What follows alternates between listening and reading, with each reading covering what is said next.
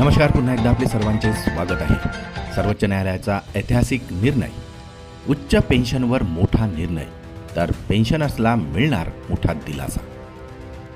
पेन्शनवर एक ऐतिहासिक निर्णय समोर येत आहे. उच्च न्यायालयाने असा निकाल दिला आहे की केवळ नियोक्त्याने कागदपत्रे सादर न केल्यामुळे वाढीव पेन्शनचे दावे नाकारू शकत नाही.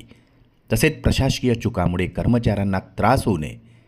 EPFOने दावे नाकारण्याऐवजी पगाराच्या पावत्या, भविष्य निर्वाह निधीची कागदपत्रे आणि बँक स्टेटमेंट यासारख्या उपलब्ध माहितीच्या आधारे त्यांची स्वतंत्रपणे पडताळणी केली पाहिजे. चला तर पाहूया याविषयी सविस्तर अपडेट. त्यापूर्वी आपणास विनंती आहे, चॅनलला जर नवीन असाल तर सबस्क्राईब करायला विसरू नका. नवनवीन अपडेट मिळविण्यासाठी बेल आयकॉनला प्रेस करायला विसरू नका. अत्यंत कामाची बातमी सहकारी मित्रांना शेअर करायलाही विसरू नका. उच्च न्यायालयाने आपल्या निकालात काय म्हटले आहे चला तर पाहूया.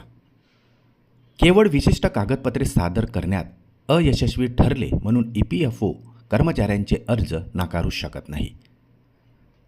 जर नियोक्ता प्रतिसाद देण्यात अयशस्वी ठरला किंवा अपूर्ण माहिती दिली असेल तर EPFOला पगाराच्या नोंदी आणि PF योगदानाच्या इतिहासासह पर्यायी नोंदणीची पडताळणी करणे आता बंधनकारक असणार आहे. या निर्णयामुळे कर्मचाऱ्यांचे संरक्षण केले जाणार असून जुन्या प्रकरणांमध्ये जिथे नोंदी कदाचित व्यवस्थित ठेवल्या गेल्या नसतील आणि त्यांना उच्च पेन्शन लाभापासून वंचित ठेवले जाणार नाही याची खात्री आता या निर्णयामुळे होणार आहे. न्यायालयाच्या या निर्णयामुळे भविष्यात कोणता परिणाम होणार चला तर पाहूया. सर्वोच्च न्यायालयाच्या 2022च्या पेन्शन योजनेवरील निर्देशानंतर EPFOकडून अनेक उच्च पेन्शन दावे फेटाळले जात असताना हा निर्णय घेण्यात आलेला आहे. ज्या कर्मचाऱ्यांचे मालक असहयोगी आहेत, बंद पडले आहेत किंवा ज्यांची नोंद ठेवण्याची पद्धत खराब आहे, अशा कर्मचाऱ्यांसाठी सुद्धा आता हा निकाल परिणामकारक असणार आहे. न्यायालयाने नोंदी गहाळ असल्यामुळे नकार देणे हा एक अतितांत्रिक दृष्टिकोन असल्याचे सुद्धा सर्वोच्च न्यायालयाने म्हटलेले आहे.